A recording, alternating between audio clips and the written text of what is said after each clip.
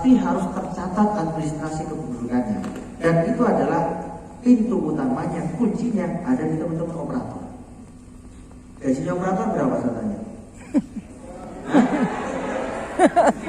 Kalau ditanya urusan gaji mesti senyum. Berapa gajinya operator? 5 juta? 3 juta? 2 juta? 1 juta? 1 juta ya? 1 juta Pak? Oh PLT. Apa? Lillahi ta'ala. Mau dikasih insentif? Mau.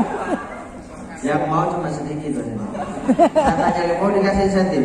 Mau. Ya mudah-mudahan nanti kita bisa akomodir. Amin. Amin. Jadi saya hari ini sebagai wakil ketua DPRD Kabupaten Banyuwangi, yang fungsi utama seorang DPR, seorang wakil rakyat itu adalah melayani. Kalau amanah konstitusi mengamanahkan kepada kita ada 3 fungsi pokok. Yang pertama adalah fungsi pengawasan, yang kedua adalah fungsi legislasi, membuat undang-undang, dan yang ketiga adalah fungsi budgeting. Nah, fungsi budgeting ini penting.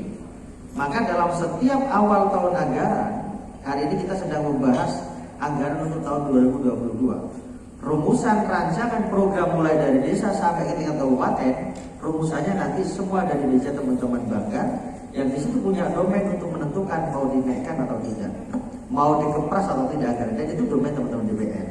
Nah, pada kesempatan kali ini saya masuk pada sisi pengawasan bagaimana maksimalisasi pelayanan yang dilakukan oleh teman-teman di tingkat desa khususnya operator ini betul-betul berjalan dengan maksimal.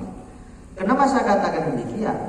Karena memang kalau urusan administrasi kependudukan yang paling pokok, yang paling mendasar, urusan mesti KTP, urusan mesti KK, dan semua pintu masuknya adalah operator. Benar nggak? Betul. Maka setiap warga negara yang baik tentu harus tercatat administrasi kependudukannya dengan baik. Seluruh dokumen-dokumen selama kita hidup mesti sumbernya, dasarnya adalah KTP dan KK. Coba jenengan itu berapa dokumen penting yang hari ini Anda miliki selama hidup? Ada apa? Urusan sertifikat, urusan BPKB mobil, urusan STNK, urusan Anda mau pinjam ke bank. Sumbernya apa? Sumber datanya apa? KTP dengan KK. Urusan apapun yang menyangkut dokumen, entah itu SIM dan lain sebagainya, sumbernya adalah, dasarnya adalah KTP dan KK. Dan itu tugas jenengan. Hanya satu yang kemudian Anda tidak pernah pegang dan tidak pernah tahu. Apa itu? Akte kematian Anda sendiri. Iya. Betul. Ya enggak? Ya. Iya. Yang mungkin pernah tahu dan apalagi enggak tahu aja enggak. Bapak sekalian yang saya hormati, kita ini sebagai abdi, kalau saya sebagai wakil rakyat, kalau PNS sebagai abdi negara, yang fungsi utamanya adalah melayani. Maka dalam konsep pemerintah kita, fungsi pemerintah ada 4. Yang pertama adalah fungsi regulasi. Jadi pemerintah itu fungsinya regulasi, mengatur, mengendalikan bagaimana pemerintah ini tertib, bagaimana rakyatnya tertib, masyarakatnya sejahtera, terkondisikan, terkendali. Itu fungsi regulasi yang kemudian tadi dijabarkan beberapa aturan-aturan berkaitan dengan langkah yang harus dilakukan. Semua harus didasari dengan aturan main yang namanya undang-undang.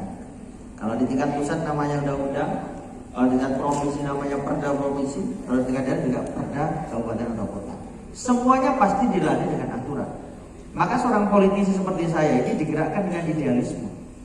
Saya kalau mau memperjuangkan hak-hak rakyat misalnya, ketika terbentur dengan aturan, maka aturannya akan kita rubah, karena kita punya domain di situ.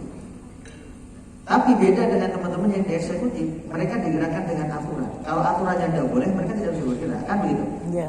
Karena semuanya digerakkan dengan, termasuk urusan-urusan yang menyangkut administrasi kependudukan. Maka fungsi pemerintah yang pertama adalah regulasi. Fungsi pemerintah yang kedua apa? Service oriented. maksimalisasi pelayanan, bukan profit oriented. Maka tadi Bupati dengan jelas menyampaikan, mewanti-wanti jangan sampai ada Hutan. prinsip pelayanan itu seperti apa sesungguhnya? Kalau bisa dipermudah, kenapa harus Dipersulit. Jangan sampai dibalik. Kalau bisa dipersulit, kenapa harus dipermudah? Ini jangan sampai dibalik. Karena mindset kita ini kalau dengan mempersulit orang lain, maka secara tidak Anda sadari, Anda sedang mempersulit Anda di masa depan. Kalau Anda mempersulit orang lain, maka secara tidak Anda sadari, Anda sedang menyiapkan kesulitan-kesulitan di hari esok. Maka prinsipnya kalau dalam kalau dalam konsep Islam itu in khairun fa khairun wa in syarrun fa syarrun. Jika kamu baik, mesti akan dibalas dengan baik. Jika kamu buruk, maka dia akan buruk. Kira-kira begitu. Jadi fungsi layanan tentu ini adalah fungsi yang paling utama. Terima kasih, Mas. Karena kita ini semua dibayar dengan uang rakyat. Operator dibayar dengan uang Rakyat. rakyat. Saya dibayar dengan uang rakyat. Cuma bedanya saya lebih besar sampai jauh lebih kecil. Jauh banget.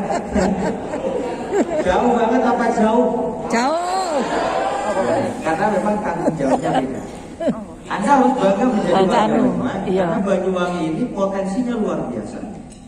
Perlu saya sampaikan ke Bu Junita yang dari provinsi. Luas wilayah Kabupaten Banyuwangi ini adalah kabupaten terluas Pulau Jawa. Tadi ditampilkan dari sekian kabupaten dirangkum jadi satu, itu masih cuma dilawan dengan satu Banyuwangi lebih luas. Banyuwangi itu ada 5.782,50 km persegi dengan jumlah kecamatan 25 kecamatan. Cuma ada satu kecamatan lagi yang masih belum fit ini. Mana kecamatan Belimbing Sari hadir? Nah, ya, kecamatan Belimbing Sari ini kantornya masih ngampung di desa. Ya, masih ngampung. Tentu administrasi kependudukan berpengaruh karena Belimbing Sari ini kecamatan yang baru dibentuk tahun 2015, kebetulan saya pansusnya. Tentu berubah warga-warga yang di situ yang awalnya dari kecamatan Belimbing Sari dan kecamatan Kabar, mesti administrasi kependudukannya berubah. Ini harus sampai juga disampaikan ke sampai tingkat tataran sipil pusat. Sampai saat ini belum punya kantor, masih ngampung di kantor desa Belimbing Sari. Yang dia punya sebenarnya omos-omos. Iya. Tapi apa boleh buat? Nah, ini kemarin kita sudah sampaikan dalam rapat bangga anggarkan di tahun 2020 untuk pengadaan tanah dan pembangunan kantor. Karena dalam proses perencanaan, kalau sudah mau menyiapkan kabupaten kecamatan, mau menyiapkan kecamatan baru, tentu beberapa ini harus disiapkan terkait dengan pengadaan lahan, pembangunan kantor dan sebagainya. Dan yang paling terpenting, Banyuwangi itu semuanya serba ada. Beda dengan kabupaten-kabupaten lain. Kalau mau kita rekreasi ke gunung, di barat Banyuwangi ada gunung, ada Gunung Ijen, ada Gunung Raung. Yang kemarin Gunung Ijen sempat menjadi diskusi panas. menarik. Kemudian kalau ngomong laut kita punya laut. Kalau ngomong hutan kita punya hutan. Semuanya tersedia. Kalau ngomong bandara kita punya bandara. Terminal semuanya punya.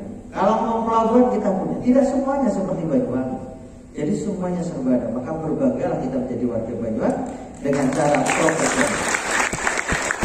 Dengan cara profesionalitas kita dalam rangka memberikan layanan yang terbaik untuk warga kita. Ada 25 kecamatan dan 189 desa. Tadi yang saya